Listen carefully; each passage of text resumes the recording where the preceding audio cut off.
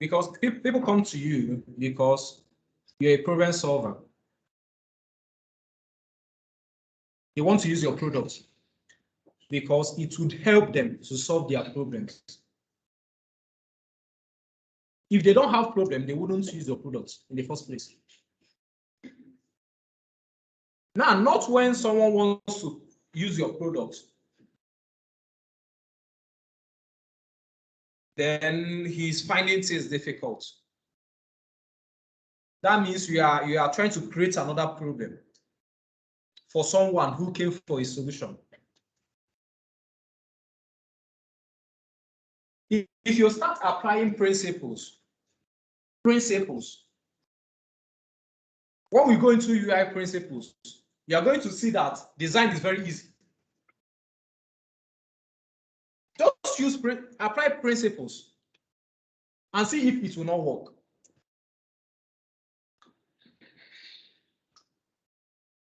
Use so text. Use this ratio.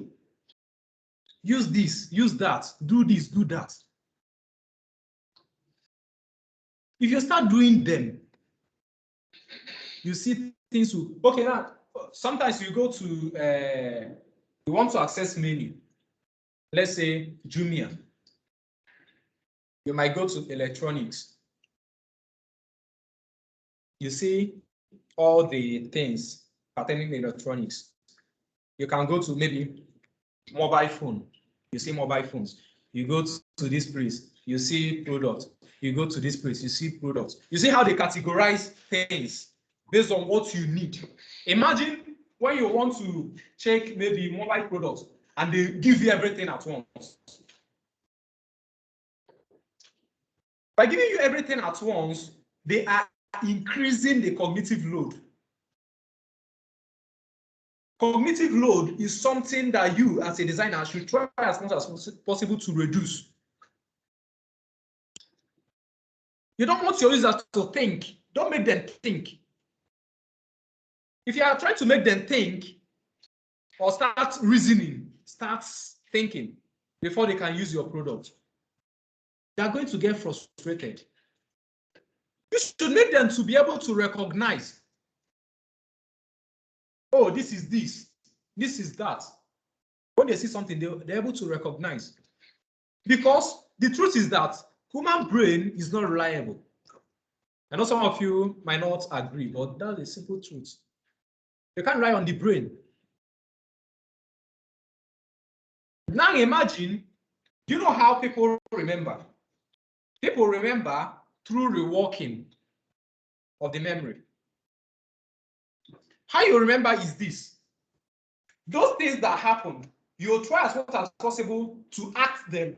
It's just like film, movie. You want to act them very fast in your memory. If I ask you what happened the first day that you came to this place, you may say, hey, I walked through the door. I saw a computer. I sat down. Someone was sitting beside me. I looked up. I saw someone. Who was that? Who was that? It's you. You say it's me. You put me in the picture that you just painted, because why you say I was there, because you felt I should be here when you entered. But I might not be here. The simple truth is that I was not here.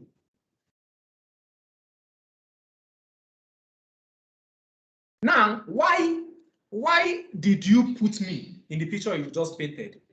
That's simply because of something called sensory input. Sensory inputs, they go into your memory. Now, an average human will receive about 40 billion sensory inputs every single time. Every moment we receive about 40 billion. We are not aware of 40 billion. We are only aware of 40, just 40. Things happening to us, we are not aware of them. That's why you can be walking on the road. You know, I told you something about focused attention. You can be walking on the road. Maybe you met a friend maybe your childhood friend. You were like, where have you been? It's been long. You want to exchange contacts. You are not with your phone. He's not with his phone.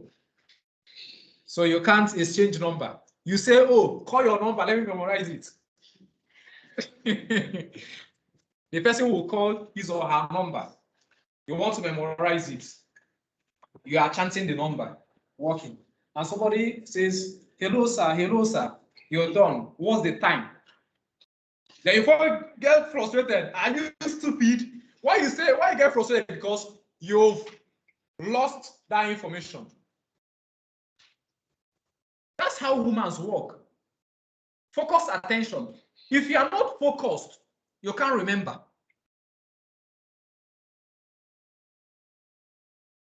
So, focus attention before something, there is a part of the brain called hippocampus. That's the part of the brain that is responsible for long-term coding of instruction. That we are able to remember things that happened far, far back. That thing must have made its way into hippocampus. That's why, sometimes if I ask you to remember things, things that you are going to remember basically are things, maybe a tragic event or maybe happy events. Maybe if I ask you to remember things, you can remember when someone died, or when you had an accident, when things bad happen, or when good thing happened, when you won scholarship, when this happened, when you built your house and that. But if I ask you what happened November 20th last year, you can't remember. Because it was not, maybe nothing tragic happened that day. So we call those tragic events, we call those things emotional memory. That's why they are called flashbulb. Flashbulb. Now, there is a part of the brain called amygdala. The amygdala is responsible for emotion, processing emotion. And because the amygdala is very close to the hippocampus, that's why you don't easily forget things, tragic events, or maybe happy events. That's why in Igbo adage, there's a saying that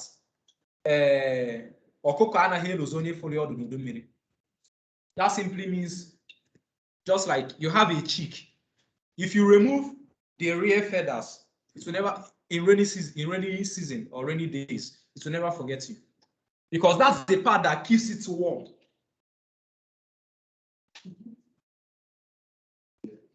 You get it? So as a designer, you should be able to know how your users think, because you are not building the products to satisfy your needs. You are not building it for yourself. Otherwise, you would have been an artist. But you are building it in order to create solutions. You are building it for others. That's why I gave you an example, that if you like sleeping on a bench, some people prefer that, some people like maths. Personally, I've seen people who say, oh, I like maths. And I will be like, are you crazy? So some people like it. Now imagine, because you like it, you now assume every other person should like it. Now it doesn't make sense. What you like might not necessarily be what another person likes. That's why it's important to do your research. Know what your users want. Don't do things that will make them think. They don't want to think. If you want to put things in a list and you want your users to remember, because the brain is not reliable, either put it first or put it last. Don't put it in the middle. If you put anything in the middle in a list, they're not going to remember that thing. Put it first or put it last. People easily remember first thing or last thing. You should know how your users act, how they operate, because the product that you are building is not for yourself, it's for your users. So it's very, very important that you know how they think and how they reason. The product that you are coming up with, it should be usable. You should be able to say, oh, I want to connect with my friends. I'm able to connect with them without any difficulty. Now, the new trend now is that if you are designing a mobile app, you should try as much as possible to design it for 100 users. Because many people that discover this are researchers. Just like I told you, you can never do without research. They discovered that many people using their phone use it with one hand. Many people, they hold their phone with one hand. So if you are designing, consider people 100 users.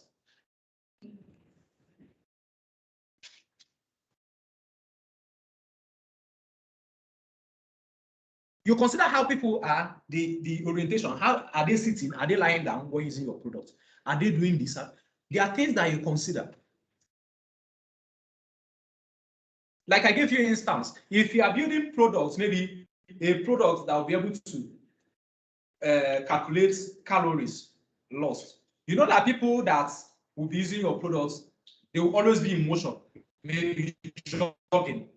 They want to lose fat. They're likely to be looking at their phone like this. They're not going to be one place because they are burning out calories. Do you get it? They are in motion. They are likely to be in motion because they want to lose weight. And they want to know how much weight they've lost. So you expect them to be in motion. You consider how they are going to be looking at the phone. There are some places that you are going to put information that are going to miss that information. So that's why it's very important to do your research. If you do your research, every other thing becomes very easy. Because what you do is this. After collecting every information, you come to analyze them. You've gotten what you want. Now, before you start building your product, you'll be able to incorporate, oh, this person wants this, wants that, wants this, wants that. You list them out. So that when you are designing, you'll be able to factor all these things in your design. You're not going to miss them. They're not coming from your head. They're coming from your users. Research will make things very easy for you. That's why it's important that you know your users. You also consider people that are physically challenged. You don't want to have a product that they cannot use. Now, when you are designing a product, you are focused on a particular set of people. You don't consider them because they also use technology like every other person does.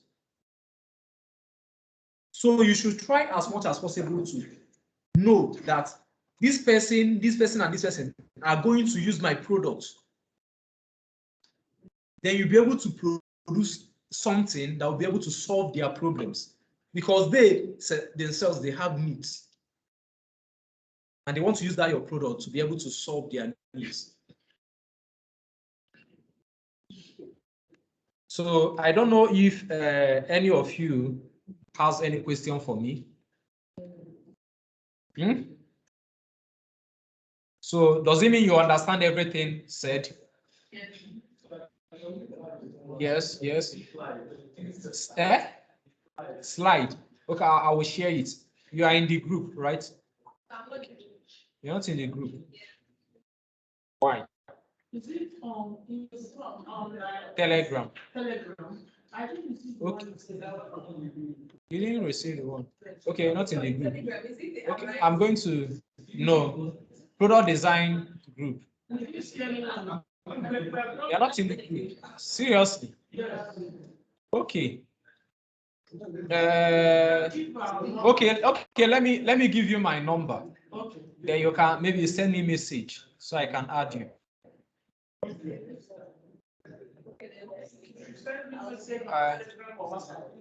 Maybe on WhatsApp or Telegram. If you're on Telegram, you send me message on Telegram. 081 35 94 17 54 4 081 35 94 17 54. Yes, 54. So that means you didn't yesterday. Onyedikachi, Annie, or Jude. You call me Jude. Or Annie, Onyedikachi. Anyway. So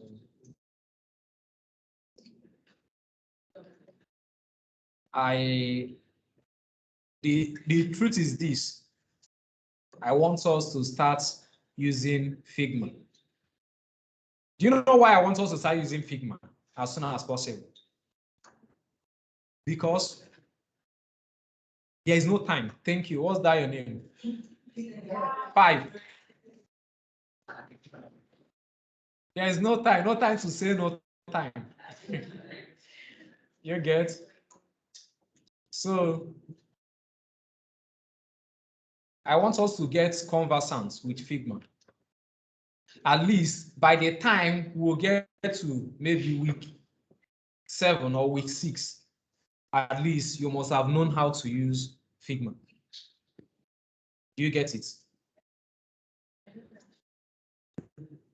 So it's very, very important. So no one has question for me.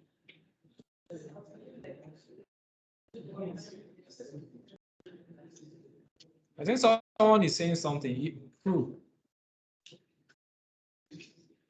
Any question for me?